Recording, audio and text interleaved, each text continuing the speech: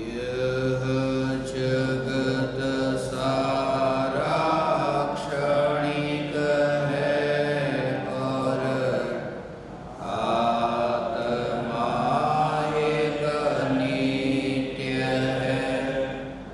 आत्मा का अनुभव बस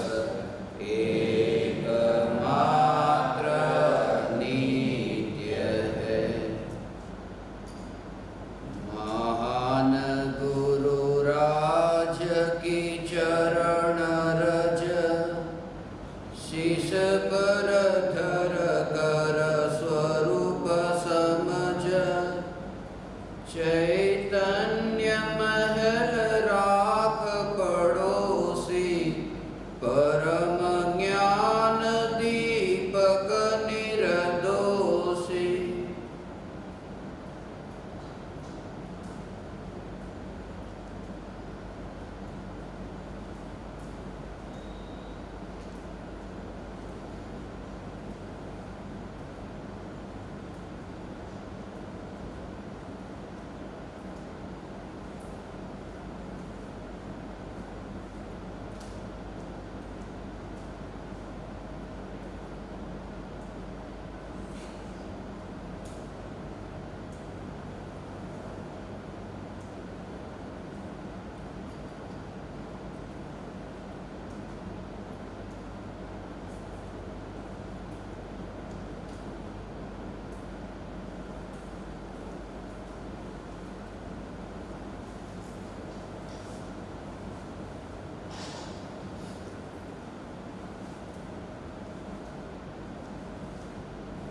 चैतन्य स्वभावी भगवान आत्मा अनादि अनंत शुद्ध चैतन्य मात्र है, ज्ञान मात्र है। मैं शुद्ध चैतन्य मात्र, ज्ञान मात्र भगवान आत्मा हूँ। प्रति समय यह जागृति बनी रहे, इस जागृति का नाम धर्म है।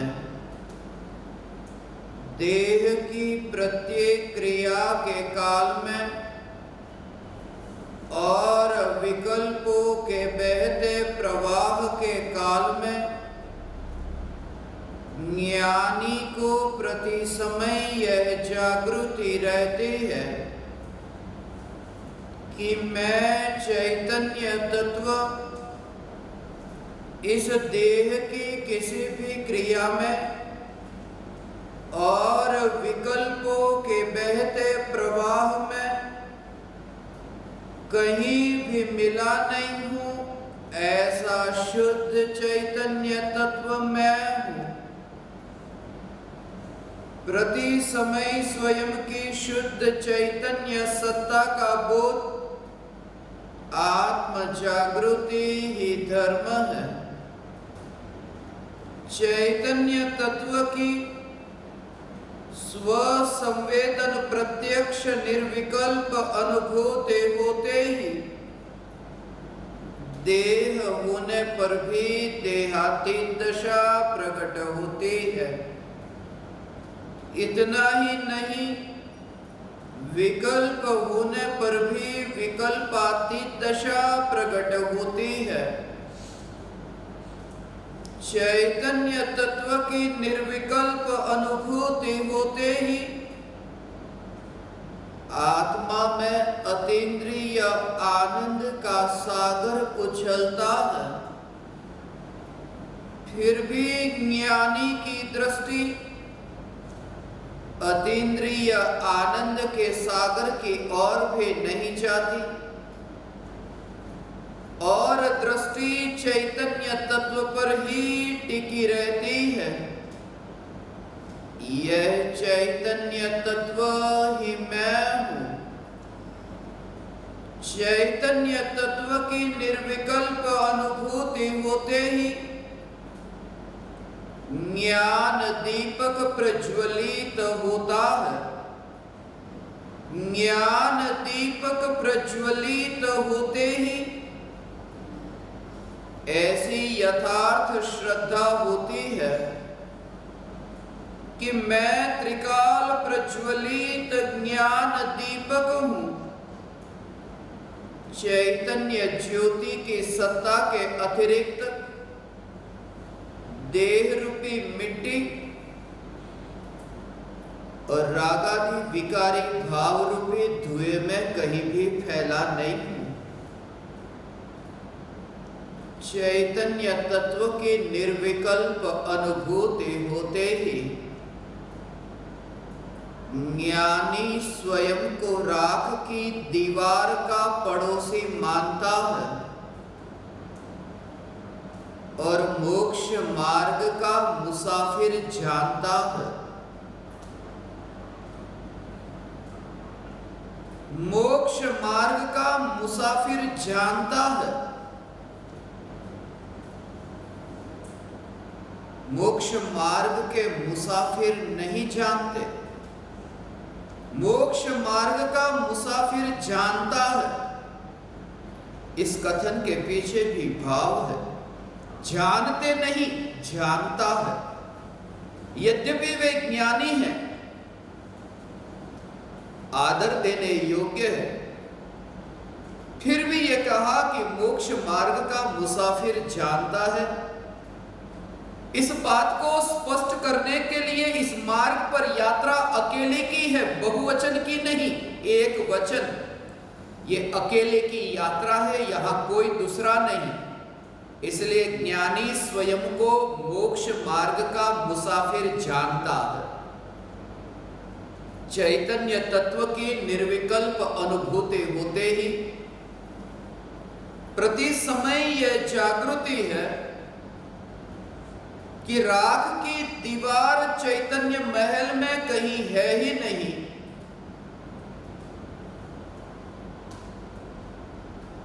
ये राख की दीवार, शरीर को ही राख की दीवार कहा।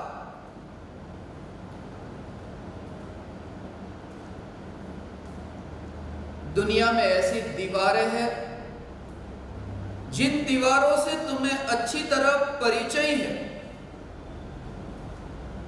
उन दीवारों में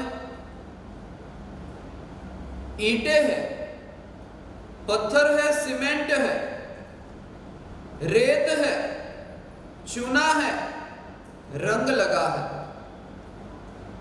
यह राख की दीवार भी ऐसी ही है।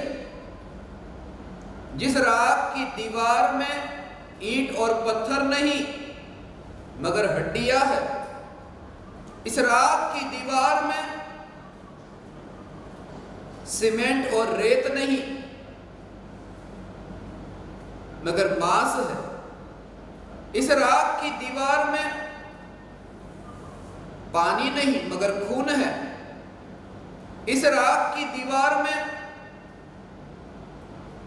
कोई चूना नहीं और चूने पर कोई रंग नहीं मगर इस राख की दीवार पर चमड़ी है। और जैसे तुम दीवार के चूने को देखते हो, ऐसे ही ज्ञानी राख की दीवार के चमड़े को देखता है। चूने और चमड़े में कोई भेद नहीं दिखता। चूने के रंग में और चमड़े के रंग में भेद नहीं दिखता। ऐसी ही देखने वाली दृष्टि, उस दृष्टि का नाम ही सम्यक दृष्टि है। मैं राख की दीवार का पड़ोसी चैतन्य परमात्मा। और जैसे ही ये समझ आई कि मैं चैतन्य परमात्मा, ये समझदार, ये गवाते नहीं, समझ लिया, रत्न की महिमा जगी। ये जान लिया कि यह रत्न मूल्यवान नहीं, यह रत्न तो अमूल्य है। कोई भी ऐसा घाटे का सौदा करना क्यों चाहेगा? यह समझते हुए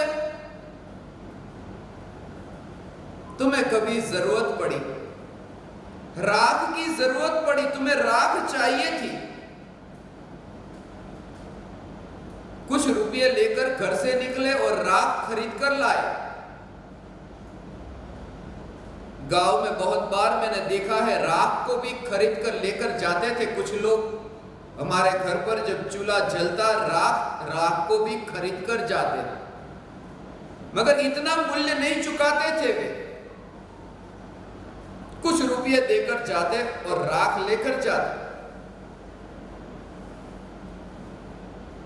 इतने समझदार तो वे भी थे कि राख को पाने के लिए करोड़ों की संपत्ति देना यह ठीक नहीं है।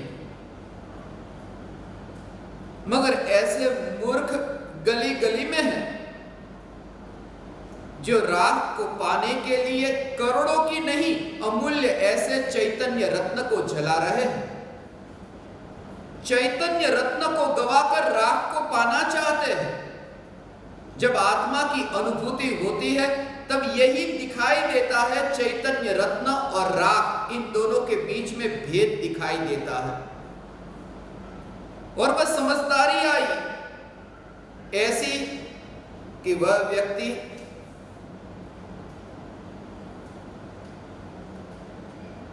रत्न को जलाकर राख पाना न चाहेगा। इसलिए ज्ञानी की मृत्यु के काल में ऐसी निश्चितता है, क्योंकि राख की चाहत नहीं है। जहां चाहत की ही चाहत नहीं, फिर राख की चाहत कहां? जहां यह दृष्टि प्रकट हुई कि चैतन्य महल परिपूर्ण, जिसमें चाहत का प्रवेश नहीं, तो जिस राख की चाहत है वह राख चैतन्य महल में कैसे प्रविष्ट हो सकती है? प्रति समय यह जागृति जब चलता है ज्ञानी, चलते समय यह जागृति, जैसे तुम भी रास्ते पर यात्रा करते हो किसी की स्मशान की, और यात्रा हो रही है, अर्थी निकली है, और इस अर्थी में तुम्हारी सिर्फ उपस्थिति है। तुम मुर्दे को स्मशान की ओर जाता हुआ देखते हो, मगर अपने को उस मुर्दे से न्यारा देखते हो कि वो मुर्दा जो शमशान की ओर जा रहा है वो मुर्दा मैं नहीं हूं। अंतिम यात्रा तो निकली है, और ज्ञानी का प्रति समय यह अंतर का बोध, यह जागृति, जब कमरे से बाहर निकलते हैं 4 नंबर के प्रवचन हॉल में प्रवेश करें, यह जागृति की अंतिम यात्रा निकली है। स्मशान के रास्ते से निकलना था, स्मशान की ओर ही निकली है यह यात्रा। 4 नंबर के कमरे से स्मशान की ओर यह यात्रा निकली है, वाया प्रवचन हॉल।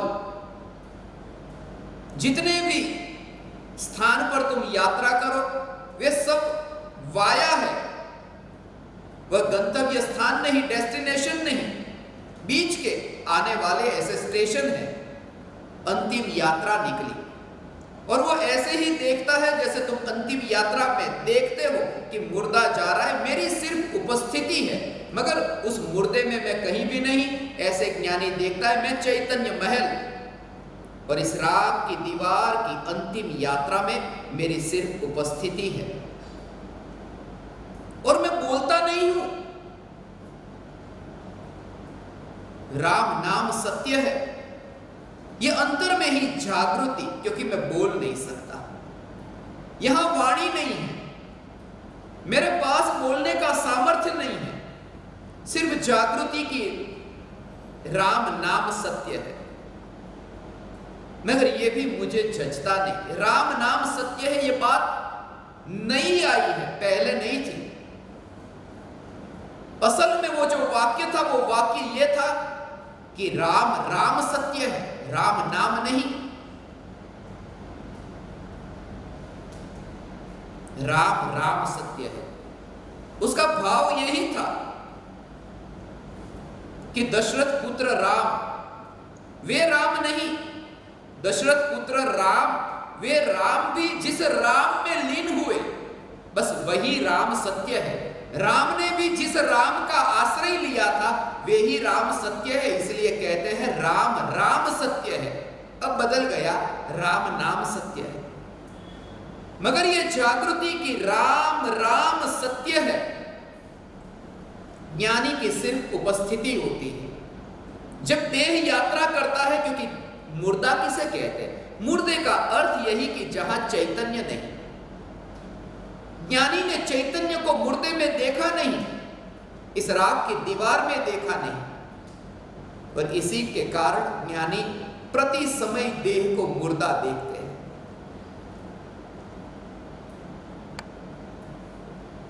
प्रति समय मुर्दा, शांत स्वरूपी चैतन्य तत्व,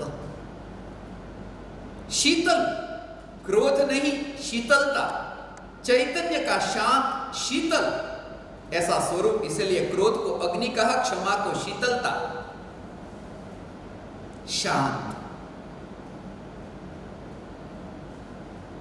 यदि मुर्दा हो, मुर्दे को यदि 2-4 दिन के लिए तुम्हें रखना हो तो मुर्दे को सर्दी में, ऐसी ठंड में, कोल्ड स्टोरेज में तुम्हें रखना पड़ेगा, शांत, कि जिससे मुर्दा खराब ना हो, 2-4 दिन टिक जाए कोल्ड स्टोरेज में, ठंडे वातावरण में। ठंडा यहां पर भी ऐसा शीतल चैतन्य परमात्मा कि यह मुर्दा 60 बरस 80 बरस तक खराब नहीं होता। और जैसे ही ये शीतलता गई चैतन्य की कि मुर्दा फिर सड़ने लगता है, क्योंकि शीतल के सहारे ही तो ये मुर्दा खराब नहीं होता। जब मैं इस राग की दीवार को, इस मुर्दे को देखता हूं, यही जागृति कि यह शरीर के परमाणु तुमने देखे हैं ना? पक्षी घर में गए, पशु घर में गए, पशु पक्षियों को देखते हो पिंजड़े में है, थोड़ी थोड़ी जाली है, थोड़े दरवाजे से ऐसा बंद हुआ, ऐसा पिंजड़ा, जैसे तुम पिंजड़े को देखते हो, मगर तुम देखो कि वह ऐसा पिंजड़ा है और पिंजरे के बाहर एक पक्षी उड़ रहा है। तुम उस पक्षी से पूछो कि इस पिंजरे से तुम्हारा क्या संबंध? वो कहेगा मैं अपनी मस्ती में हूं, मैं अत्यंत दूर से देख रहा हूं इस पिंजरे को, मैं पिंजरे को देखने वाला हूं, मैं पिंजरे में नहीं हूं। जैसे वो पक्षी अत्यंत दूर से पिंजरे को देखता है, ऐसे सम्यक दृष्टि ज्ञानी धर्मात्मा अत्यंत दूर से राग की दीवार को देखता है कि मैं राग की दीवार में नहीं हूं, मैं कैद खाने में नहीं हूं। और यह जागृति, इस जागृति का नाम धर्म है। सम्यक दृष्टि ज्ञानी धर्मात्मा प्रति समय यह जागृति राम राम सत्य है।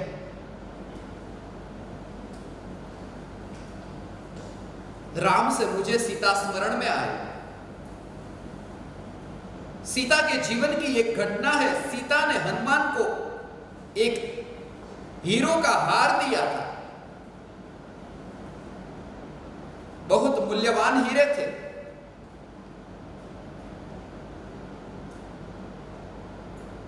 जैसे ही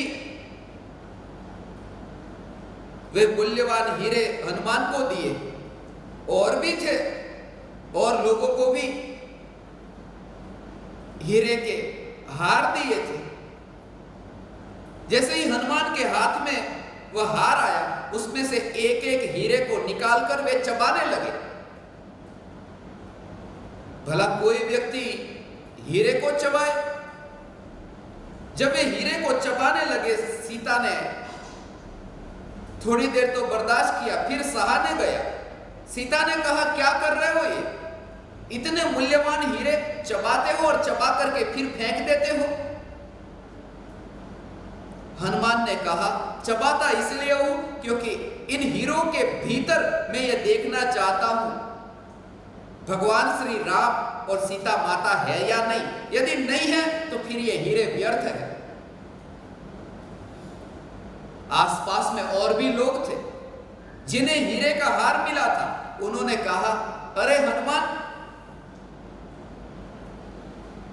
राम और सीता तो सर्वत्र है, सर्वत्र है तो फिर हीरे में भी है।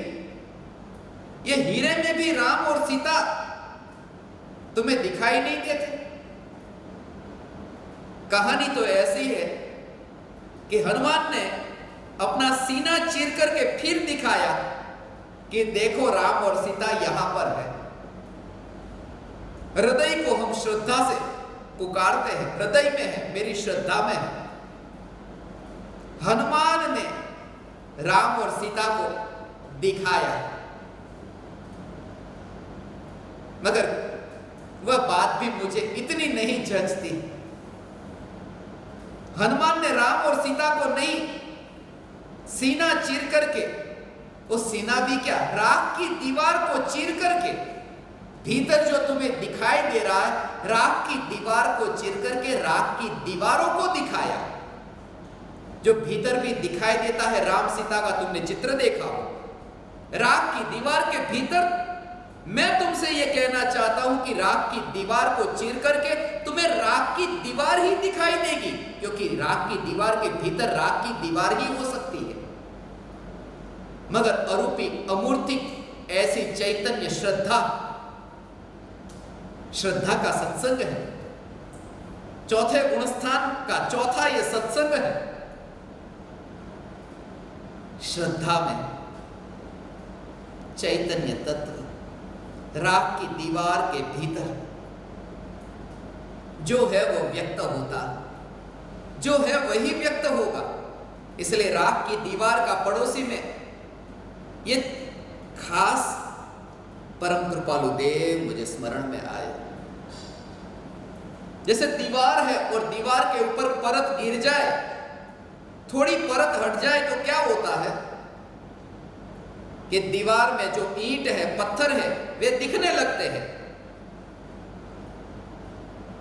थोड़ी सीमेंट, रेत, चूना थोड़ा हट गया कि ईंट पत्थर दिखने लगते हैं। परम कृपालु देव की पड़ोसन राख की दीवार का भी यही हाल था। शरीर में चमड़ी को देखते हो, शरीर कितना क्रुश हुआ, कितना दुबला पतला, और अंदर देखते हो हड्डियां दिखती है। राख की दीवार के ऊपर थोड़ी सीमेंट हट जाए तो ईंट पत्थर दिखते हैं। परम कृपालु देव की पड़ोसन में हड्डियां दिखती है। मगर एक बात खास, परम कृपालु देव की पड़ोसन तुमने देखा है? परम कृपालु देव की पड़ोसन को दर्शन करते समय नहीं देखा। पड़ोसन कृपालु देव की, उस पड़ोसन की भी तस्वीर को देखा है, पड़ोसन को तो देखा ही नहीं। और उन्हें अब मस्तक झुकाए और मान ले, राख राख को छूने से कोई मान ले कि मैंने परम कृपालु देव का आदर किया, यह मूर्खता है, मूढ़ता है। जब दीवार गिरने की तैयारी में हो तो उसे किसी सहारे से टिका लेते हैं, लकड़ी के सहारे। परम कृपालु देव की पड़ोसन तो राख की दीवार गिरने की तैयारी में, गिरे गिरे ऐसी हालत थी अंतिम घड़ी में। इसलिए जो आप उनका पद्मासन जैसा वो जो चित्र देखते हैं, उसका असली चित्र मेरे पास है, मैं आपको भेजूंगा। उस चित्र में देखना, पद्मासन के पीछे एक लकड़ी है, लकड़ी का सहारा है। वो इस बात को बताती है कि दीवार गिरने की तैयारी में है, लकड़ी के सहारे की जरूरत है।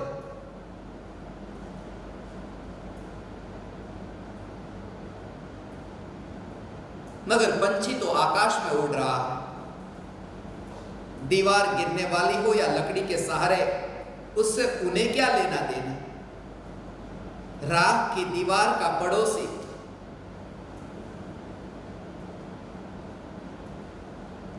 यदि तुम्हें ऐसा कहे, बचपन में हमारा मकान ऐसा था, गाय और भैंस का जो गोबर है,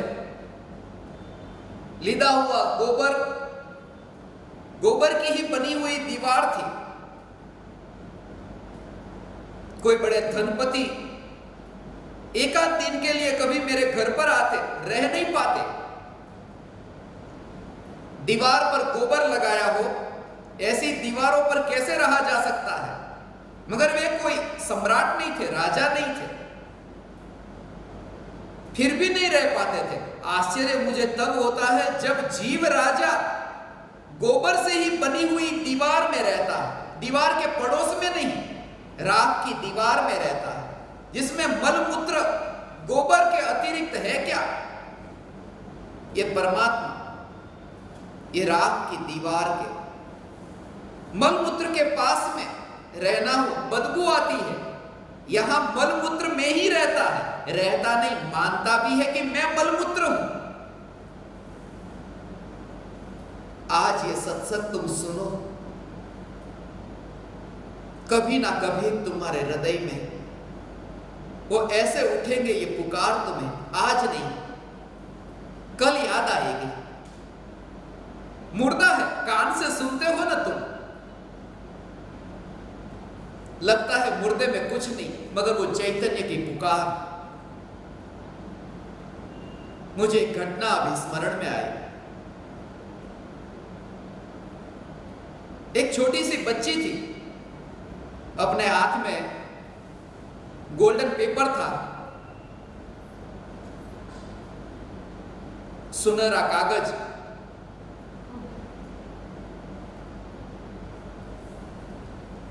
पिताजी ने कहा क्या कर रही हो? उसने कहा एक बक्सा बना रही हूं, बॉक्स बना रही थी, इसे डिब्बा बना रही हूं। पिताजी ने पूछा किसी के लिए कोई भेंट देना है? ये बक्सा किसके लिए? किसी का जन्मदिन है? किसके लिए बक्सा तैयार कर रही है? उसने कहा हां। मगर पिताजी ने पूछा उस बक्से में रखा क्या तुमने? पिताजी को जब बक्सा दिया,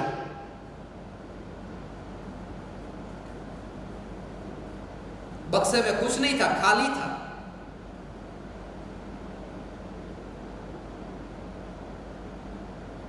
मगर कहा मैंने इस बक्से में तुम्हें जो दिखता है अभी खाली है। पापा पापा पापा, मैंने इस बक्से में पापा पापा पापा की पुकार की है, हजारों बार पापा की पुकार की है, और यह बक्सा आपके लिए भेंट में दे रही हूं। इस बक्से में तुम्हें वैसे तो कुछ भी न दिखेगा, और देखना चाहो तो पापा पापा की पुकार तुम्हें सुनाई देगी। हे पापा पापा पापा, मैंने इस खाली बक्से में ये पापा की पुकार भरी है। थोड़े दिन बाद वो बेटी की मृत्यु हुई। छोटी सी बच्ची अकस्मात से अपने समय पर मर गई। मगर वो बक्सा जब तक रहा, पिताजी को पापा पापा सुनाई दिया। मैं ज्ञान दीपकों से कहता हूं, ये तुम्हारी जो राख की दीवार एक खाली बक्सा है, जिस बक्से में मैं तुम्हें हे चैतन्य परमात्मा, हे चैतन्य परमात्मा ये पुकार करता हूं। कुछ दिन के लिए मेहमान हूं, मगर तुम्हारा खाली बक्सा हो, दुनिया को खाली दिखेगा, तुम्हें उस बक्से में भी पुकार सुनाई देगी। वो बक्सा, उसमें बहुत बड़ी भेंट होगी, और तुम्हारे जन्मदिन की नहीं, जन्म और मृत्यु से छूटने की वह भेंट होगी। मैं चैतन्य परमात्मा, मैं राख की दीवार का पड़ोसी, वो पुकार तुम्हें सुनाई दे। मैं राख की दीवार का पड़ोसी, मैं राख की दीवार का पड़ोसी, मैं राख की दीवार का पड़ोसी, तुम्हें सुनाई देगी वह पुकार।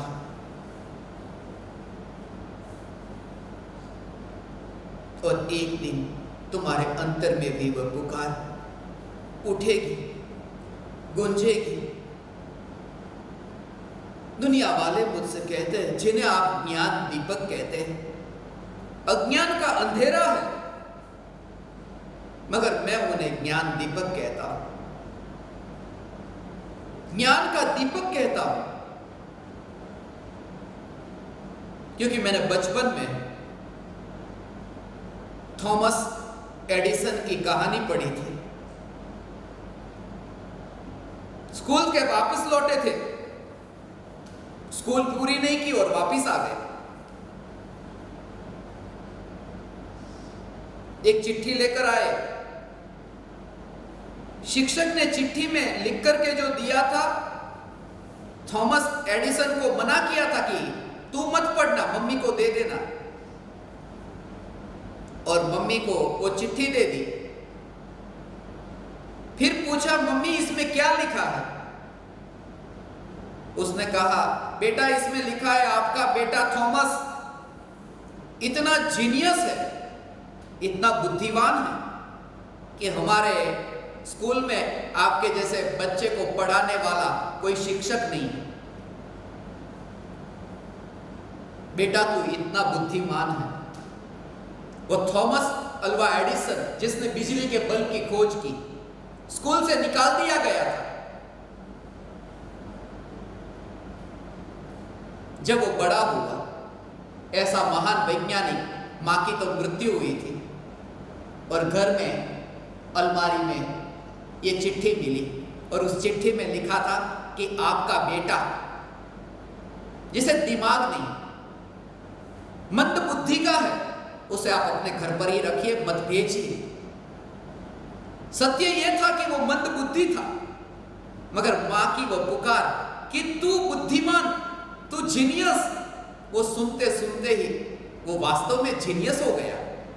भले ही तुम अज्ञान के अंधेरे, मगर मैं तुम्हें पुकारूंगा, हे ज्ञान दीपक, हे चैतन्य परमात्मा। फिर मुक्ति तुम्हें कैसे प्राप्त न होगी? फिर तुम विज्ञान नगर के वैज्ञानिक कैसे नहीं होोगे? तुम केवल ज्ञान के अधिपति कैसे न होोगे? हे चैतन्य परमात्मा। और मां ने तो झूठा कहा था, सचमुच वो मूर्ख था और झूठा कहा था कि तुम बुद्धिमान। मैं तुमसे कहता हूं, यही तुम्हारा सच्चा स्वरूप है कि तुम चैतन्य परमात्मा।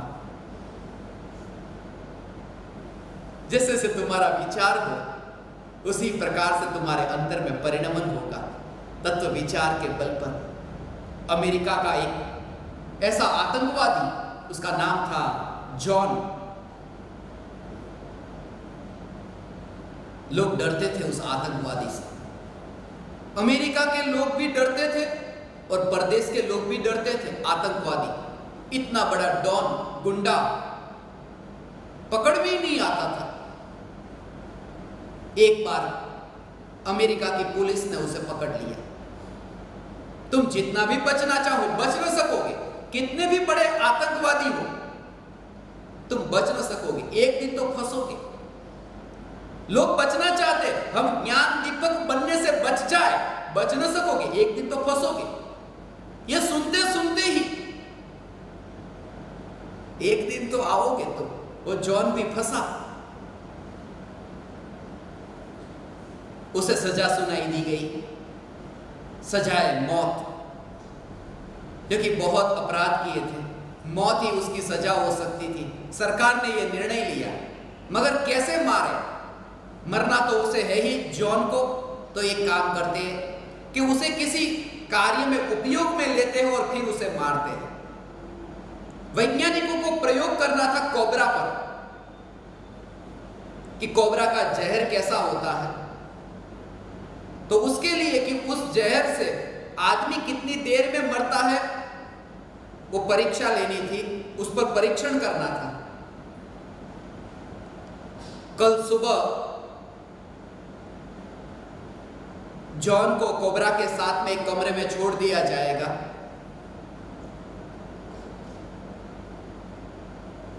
और आज की रात जॉन को कोबरा के साथ वहां ले जाया जाएगा और दिखाया जाएगा कि देख ये चूहा, साथ में एक चूहा लेकर गए, देख ये चूहा। कोबरा जब चूहे को काटता है तब क्या होता है? कोबरा ने जैसे ही चूहे को काटा, ये तड़पता तड़पता मुंह में से झाग आने लगे, ऐसे वो तुरंत ही वहां पर मर गया चूहा। और ये जॉन ने देखा, जॉन तो डर गया कि ऐसी मेरी मृत्यु होगी। पूरी रात भर सो न पाया। कल सुबह मेरे साथ भी यही हाल होने वाला है। दूसरे दिन सुबह जॉन का नंबर था, कोबरा वही था। उस कमरे में कोबरा दिखाया पहले, और फिर जॉन की आंख की यहां पर आंख के ऊपर पट्टी बांधी, बिल्कुल नहीं दिखाई दी। और फिर पूरी रात भर तो इतना चिंता में था, कोबरा का जहर, क्योंकि देखा था चूहे को मरते हुए तड़पते तड़पते। और फिर वैज्ञानिकों ने यह प्रयोग किया कि जब आंख पर पट्टी बांध दी, कोबरा वहां पर है, कोबरे को तो बांध करके रखा था, कल तो छोड़ करके रखा था, आज बांध करके रखा, अलग रखा, दूर रखा। और फिर वैज्ञानिकों ने सेफ्टी पिन ली और सेफ्टी पिन उसके पैर में चुभाई। 4 बार सेफ्टी पिन चुभाई कि उसके शरीर में ऐसा जैसे जहर मिल गया हो। तुरंत ही थोड़ी देर में ही वो बेहोश हुआ और मर गया। कोबरा ने उसे काटा नहीं था, मगर जो विचारों से, भावों से कोबरा काटेगा, सेफ्टी पिन वो असल में नहीं, सिर्फ ये विचार करते करते वो हकीकत में मर गया। मैं ये तुमसे कहता हूं, जब तुम्हारे अंदर में मैं चैतन्य ये विचार चले और 6 महीने के भीतर अनुभूति कैसे न हो। ये भीतर की यात्रा भीतर से होती है। ये तत्व विचार, राग की दीवार का पड़ोसी मैं चैतन्य परमात्मा, जब ये रचना हुई उससे कुछ दिन पहले की ही ये सत्य घटना है। ज्ञान दीपक मेरे साथ बैठे थे, 4 नंबर के कमरे में था, इसलिए ये घटना मुझे चौथे सत्संग में स्मरण में आई, जहां पर मेरा गद्दा रहता है। जिस गद्दे पर मैं सोता हूं, वो गद्दे के बिल्कुल ऊपर बीम है। तो एक ज्ञान दीपक ने मुझसे कहा, हमने तो ये सुना है कि बीम के नीचे नहीं सोना चाहिए। अपशुकन होता है या विचारों में भी थोड़ा उसका फर्क पड़ता है, बीम के नीचे। और यही भाव मुझे आया, इसलिए राग की दीवार का पड़ोसी में यह लिखा कि जब यह शरीर लेटता है तब यह शरीर ही राग का बीम दिखता है, और ये जब शरीर खड़ा होता है तब राग का कॉलम दिखता है। कॉलम खड़ा है, बीम लेटा है। ये राग की दीवार भी जब खड़ी होती है तब राग का कॉलम देखो, और राग की दीवार जब लेटे तब इस राग की दीवार को तुम बीम के रूप में देखो। और दुख की बात यह है कि इस दुनिया में भगवान की भक्ति करने वाले, परमात्मा की पूजा प्रार्थना करने वाले लोग ये कॉलम और बीम में ही अटक गए हैं। सीधी सी बात है, जो खुद के कॉलम और बीम में अटके हो वे दूसरों के भी कॉलम और बीम में ही अटक सकते हैं। इसलिए तो हिंदुओं में देखते हो ना, शिव की भक्ति करते हैं, खड़े शिव, वो शिव खड़े, वो कॉलम है। और मुस्लिम में पीर की दरगाह वो बीम है। कोई कॉलम की पूजा करते हैं, कोई बीम की पूजा करते हैं, मगर राग की दीवार से पार नहीं होते, अंत में तो दीवार में ही अटकते हैं। कॉलम हो या बीम हो, कोई बाहुबली की कॉलम की पूजा करते हैं, या फिर कोई स्लीपिंग बुद्धा कोई बीम की पूजा करते हैं, मगर अंत में तो अटके हैं कॉलम और बीम में ही। कोई कॉलम पर चुंदड़ी चढ़ाते हैं तो कोई कॉलम पर हार चढ़ाते हैं। कोई बीम पर चादर चढ़ाते हैं तो कोई बीम पर फूल चढ़ाते हैं, मगर चुनरी हो, चादर हो, हार हो, फूल हो, इनमें ही अटकते हैं। राख की दीवार में अटके हुए दीवार के अतिरिक्त पूजा कर ही नहीं सकते। जब तुम्हें अनुभूति होती है कि मैं राख की दीवार का पड़ोसी, तब तुम्हारी भक्ति न्यारी होगी। स्मशान में एक मुर्दा जला है और उसके बाद में कोई दूसरा मुर्दा जला। पहला मुर्दा जो जला उसकी राख है, दूसरा मुर्दा जला उसकी राख ने पहले मुर्दे की राख को छू लिया। राख को छूने से कोई विनय हो जाता है क्या? दूसरे मुर्दे ने पहले मुर्दे का विनय किया? यदि राख को छूने से विनय नहीं होता तो यह राख परम कृपालु देव की राख को छुए तो उसमें विनय कैसे हुआ? विनय पर्याय जब द्रव्य को छूती है तब होता है, तब श्रद्धा सम्यक होती है, तब चौथा गुणस्थान होता है। श्रद्धा ने श्रद्धावान को छू लिया। चौथा गुणस्थान राख की दीवार का पड़ोसी ये चौपाई है। चौपाई में 4 चरण होते हैं, जैसे 4 पंक्ति कहो, और 16 मात्रा प्रत्येक चरण में होती है। कुल मिलाकर के 64 मात्रा होती है। आप जब पढ़ेंगे तब आपको ये समझ में आएगा। मगर जब ये लिखा जा रहा था तब ये विचार आया, 16 मात्रा, 4 चरण, 16 स्वर्ग की भी रुचि न हो, चौथे गुणस्थान की भी रुचि न हो, वे ही जीव 16 स्वर्ग से और 4 गुणस्थान से पार होकर सिद्ध पद को प्राप्त होते हैं। प्रति समय यह जागृति कि मैं चैतन्य परमात्मा हूं। मृत्यु से पहले तुम्हें यह दशा प्रकट हो, मौत आने से पहले तुम ये देख सको।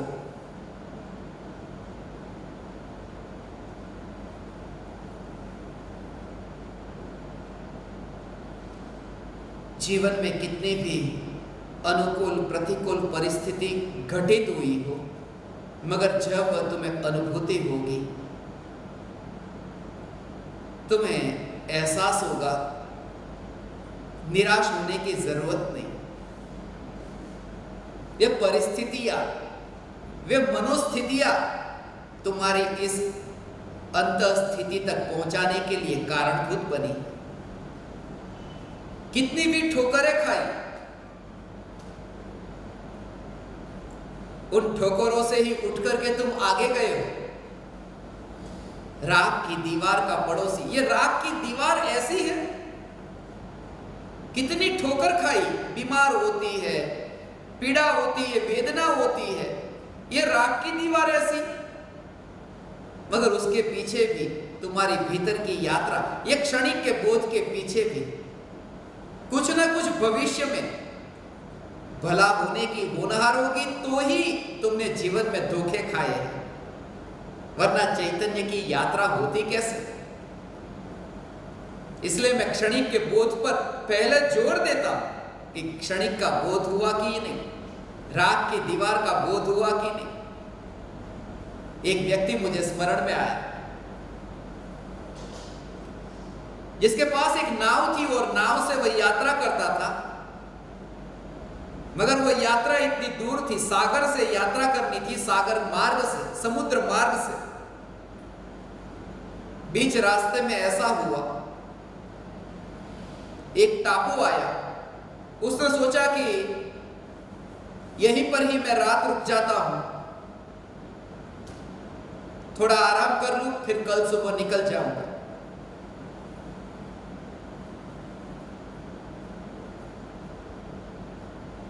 रात को वहां सोया।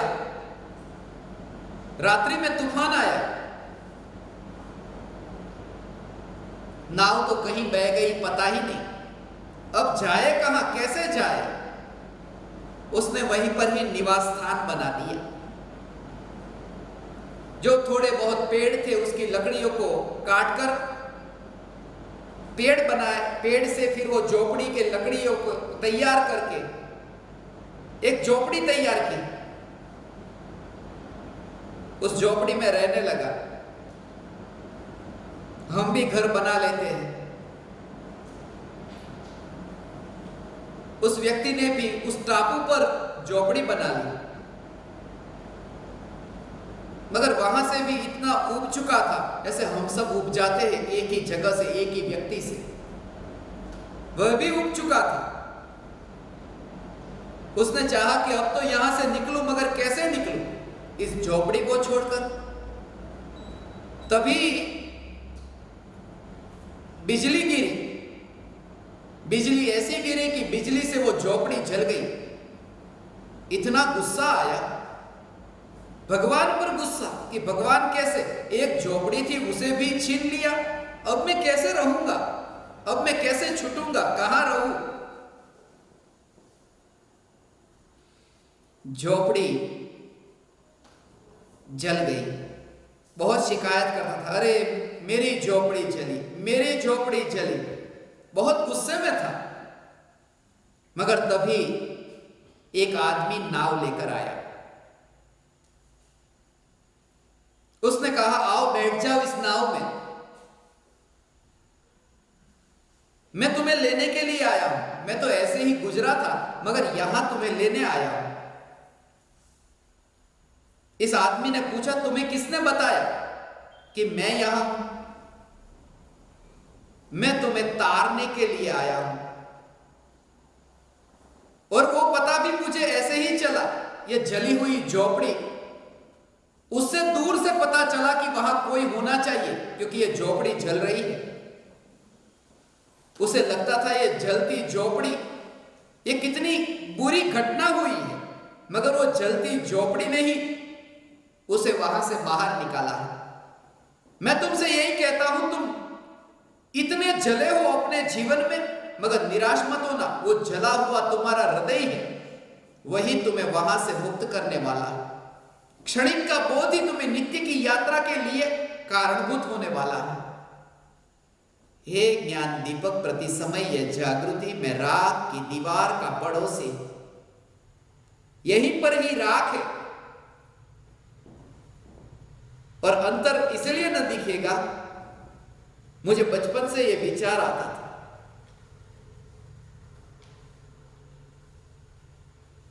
मकान बनाना था, सीमेंट की बोरी हमारे घर पर आती, मगर ईंट के पैसे नहीं थे, पत्थर के पैसे नहीं थे। सीमेंट आ गई, कभी पत्थर के पैसे हो तो सीमेंट के नहीं थे। एक आए फिर बेचो, फिर दूसरा आए तो उसे बेचो, मगर सबका एक साथ में मिलना नहीं हो पाता था। और एक बार मैंने वो जो दृश्य देखा है, हमारे घर में एक चूल्हा था और चूल्हे के बिल्कुल पास में सीमेंट की बोरी थी, जिसमें से थोड़ी थोड़ी सीमेंट नीचे खिरी हुई थी, गिरी हुई थी। और तब मैंने देखा कि चूल्हे में जो राख है, उस राख का रंग और सीमेंट के रंग में मुझे भेद न दिखाई दिया कि ये राख तो सीमेंट के रंग जैसी है, इसलिए मकान की दीवार का वो जो सीमेंट का रंग और राख का रंग, दोनों में भेद नहीं। यह भी राख की दीवार सीमेंट की दीवार जैसे ही जानो, रंग तो दोनों का एक जैसा है। मैं राख की दीवार का पड़ोसी चैतन्य परमात्मा, हे ज्ञान दीपक प्रति समय यह जागृति,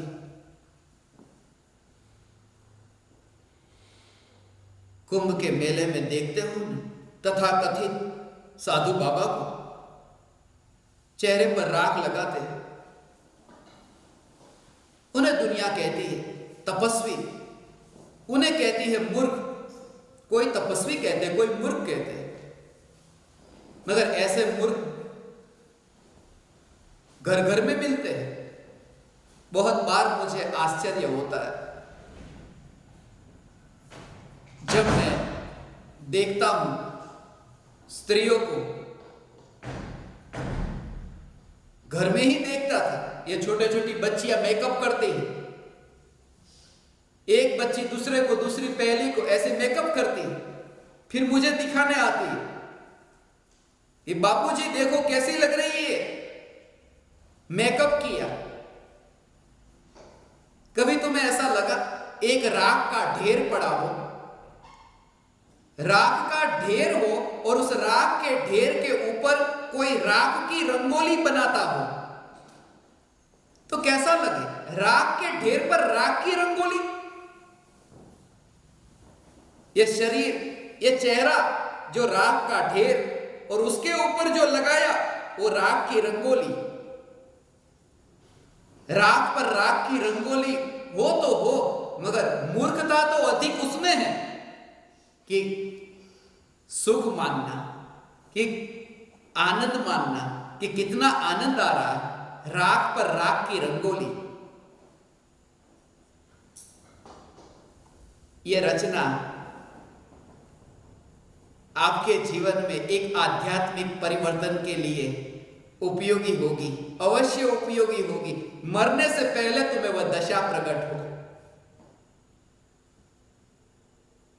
किसी पर श्रद्धा मत रखना, मैं ये नहीं कहता, प्रत्येक व्यक्ति पर श्रद्धा रखना,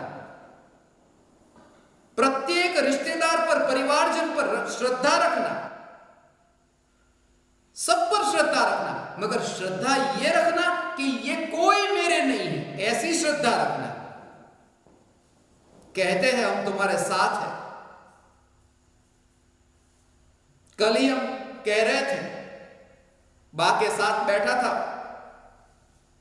बच्चे भी सब थे, मरनार नहीं, चीता ऊपर चाहनार कोई चढ़तू नहीं, कहे छे बधा हूं मरीश पण पाछळ कोई मरतू नहीं। सळगती આગને જોઈને આગમાં કોઈ પડતું નથી, આગમાં તો શું પડે, રાખને कोई अड़तू नहीं। गरम है राख भी, थोड़ी ठंडी होने दो। आग में गिरने की बात तो दूर, राख को भी नहीं छूते, थोड़ी ठंडी होने के बाद में घड़े में भरेगी। ये राख की दीवार के चौकीदार, ये परिवारजन, यह जागृति मरते समय ऐसे न बनना पड़े। एक सम्राट की मृत्यु हुई थी। मृत्यु के समय उसने कहा था, मेरे दोनों हाथ बाहर रखना।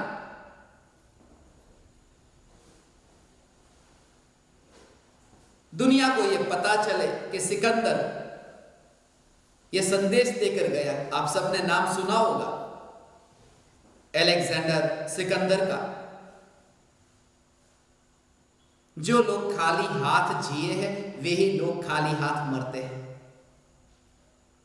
और यह सिकंदर की ही बात नहीं, ये तथाकथित तपस्वी हो, त्यागी हो, वे भी सिकंदर के भांति ही खाली हाथ मरते हैं।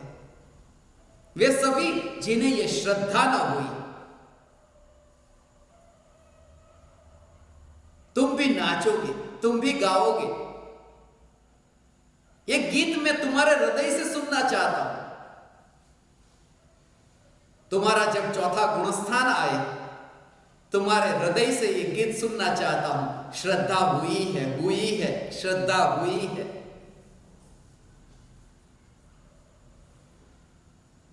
मोटा भाई ने वो गाना जब गाया, मैंने 2 दिन पहले कहा, उनकी आवाज में आप जो सुनते हो, श्रद्धा हुई है। मुझे रात्रि में यह विचार आया कि मैंने उन्हें क्यों कहा यह गाना गाने के लिए, धर्मेंद्र भाई को, कि वो धर्मेंद्र का डी आता है ना, वो चौथा अक्षर है और श्रद्धा चौथे गुण स्थान से होती है, इसलिए श्रद्धा हुई है। मगर डी से धर्मेंद्र नहीं, डी से तुम सब दीपक भी मुझे स्मरण में आए कि दीपक का भी तो डी होता है। तुम्हारा भी अंतर्नाद ये कहे श्रद्धा हुई है। मरने से पहले ये जागृति,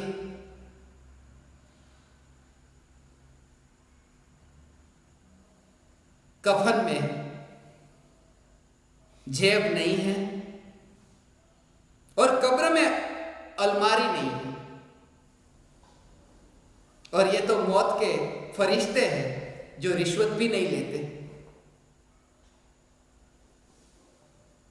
उससे पहले अनादि अनंत की जागृति। हे ज्ञान दीपक, हे चैतन्य परमात्मा, आप समस्त परमात्माओं ने ये चैतन्य की पुकार सुनी। राख की दीवार का पड़ोसी,